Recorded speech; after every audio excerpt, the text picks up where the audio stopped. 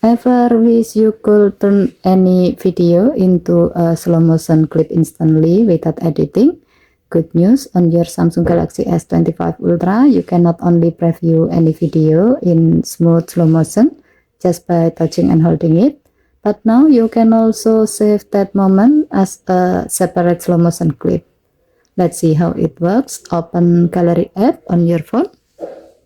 Find and open the video you want to view.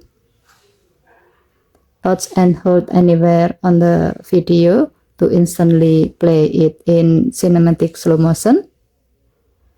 When you release your finger, you will see a floating button with an arrow icon at the top left. Tap it to instantly create and save a separate slow motion version of your video in your gallery. This feature is such a simple yet powerful way to relive your favorite moments in slow motion. No editing skill required. Just touch, hold, and save your best shot in seconds. It's a perfect example of how Samsung keep making creativity easier with every update. Okay, thank you for watching. Please help to like and subscribe. Have a nice day.